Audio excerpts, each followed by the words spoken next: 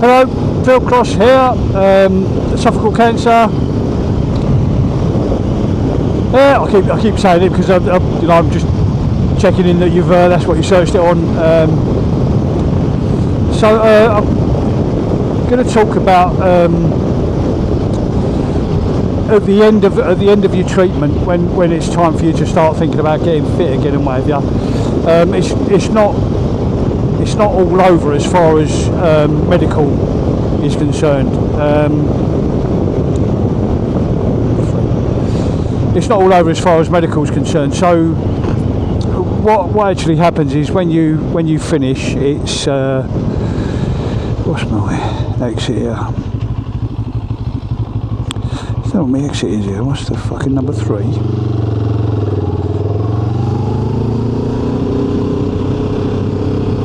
Let's try this one. My sat nav is being a bit yeah, okay. My sat nav said exit number 3, and it was the first exit was literally just about a little foot of dirt. Don't know what that's about. Might have been an old entrance or something. Yeah, so when you've finished, you'll still see your oncologist for a couple of years at least. When I finished mine, it was for 5 years, and I'm just over 4 years. So I'm seeing her this September, and I'm not entirely sure if I have to see her one more time after that. But if you get yourself into one of these little groups, like I say, they're usually at the hospital. They have the operation. But you know, if you're struggling to find one, Macmillan's can help you with that. The good thing about being a member of one of those groups is you've got the gastric nurses come down to the meetings for 20 minutes, half hour during the course of the morning of the group getting together. They'll come down, and you can speak to them, and if you've got any concerns, you can speak to them about concerns and stuff. And it's always very reassuring and nice to know in the background that they are there. So anecdotally, there was an old boy that come to the group, and basically the group's on a Friday. He's well out of treatment. It's been a long time since he's had his operation. But the nurses came to see us on the Friday. He goes and speaks to one of the nurses, and basically says to her, "Look, I've lost a bit of weight. I haven't been trying to, but I've lost a little bit of weight. Should I be concerned?" "Leave it with me," she said.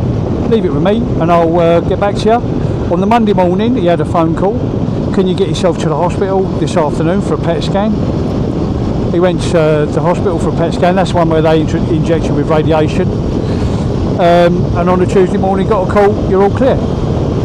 And that was merely out of just seeing the nurse and sort of presenting to her that I've got a little bit of a concern, and them doing all that they can as quickly as they can to put it to bed and reassure you.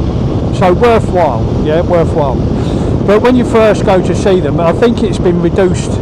Don't hold me to this, but I think it's been reduced to 2 years now. Because when I had a conversation with one of the nurses, she was saying that the thing with esophageal cancer is, from the moment you've had the operation, basically, you're all clear, because the fucking thing's been cut out of you. It's gone. So there isn't any chance of it coming back. It's gone, and there's nowhere for it to come back to. So basically, what's actually happened is you're now in the same boat as everybody else in the world. If you contract cancer, it's going to be somewhere else. Some other type of cancer, so you've got just as much chance as anybody else of catching cancer, contracting cancer. I don't know what the terminology is. It's not something you catch, is it? But yeah. So I think the way they are with the esophageal cancer now is after 2 years, you're all clear, and there is no likelihood of any kind of repeat. So they finish it after 2 years. But I was in the catchment of 5. So the first 2 years was every 6 months. So you go and see the oncologist every 6 months. You'd have a CT scan and blood test every 6 months.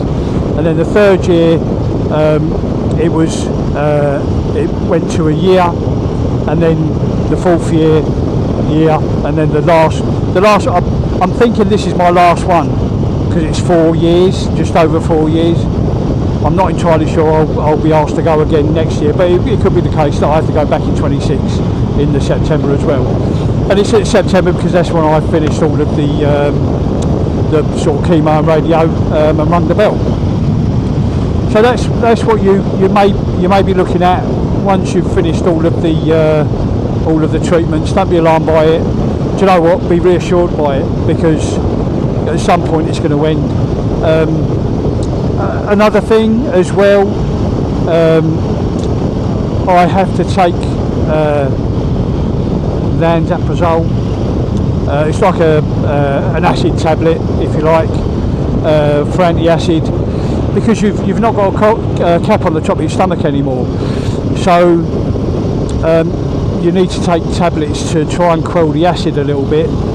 And what you'll find is, I showed you on one of the videos earlier when I was at Sad Hill Cemetery, I think it was, the OPA app that you can download and the organisation that you can basically look into. They provided those cards that you can carry. Again, I think those cards are not as good as they could be. I think from a wording point of view, it shouldn't say serious medical condition. It should say cancer in some way, shape or form. It should say cancer, because people look at it and say serious medical condition. They ain't got a fucking yeah, it could be anything, couldn't it? But if you're blunt with it and it says cancer on there, then maybe people, chefs in particular, will look at it a little bit differently. But that's just my view. But also on that app, they'll put you onto a company called Putnam's. Putnam's are where I got wedges for under my bed. So what you're going to find is that you're probably from now on going to need to sleep in more of an upright position, or certainly with your head higher than your feet. So I've got these wedges under my bed. So basically the mattress at the head end is 7 inches higher than the mattress at the foot end, and it's like a long wedge that goes all the way under the bed. As a result of that, again, it's life changing. As a result of that, my wife sleeps in the spare room because she can't sleep on the raised bed. It is what it is. It's a very sad thing, but there's not an awful lot we can do about it. She doesn't like sleeping on the slant, so to speak. I've got no choice but to. And basically, I've got the wedges because I sleep on my side. If you sleep on your back, you may get away with just propping yourself up with a few pillars. It depends on how you sleep naturally, and just trial and error. But I've also got inflatable wedges. I've got 4. There's two sets of 2 basically that are different sizes. The smaller of the wedge are the sort of more portable ones that I use when I'm doing stuff like this on a bike trip. Again, they are 7 inches, so when they make your head 7 inches higher. But the difference between them and the bed wedges you get at home is that they're only half the length of the bed, so it makes it more of an abrupt angle. Not as comfortable as a full wedge, but you want it to be portable in order for you to travel. And the slightly bigger ones would, like 2 of them together, would go across an entire double bed. So the bigger ones are for a single bed. The smaller ones are slightly smaller than a single bed, but the 2 of them together, you can cope with them on a double bed. It's just a case of if I've got to travel, I need to have a wedge, and they're inflatable, so they're another option for you. Yeah, it's a lot of shit. Your life will change quite dramatically. It's going to change for your wife as well, your partner. It's going to change for them as well, and you need to sort of work at it together and try and come up with with a solution really. That's it, you know, that's it from a afterlife point of view. Yeah, I'm going to leave it running for a little bit because this road's quite nice.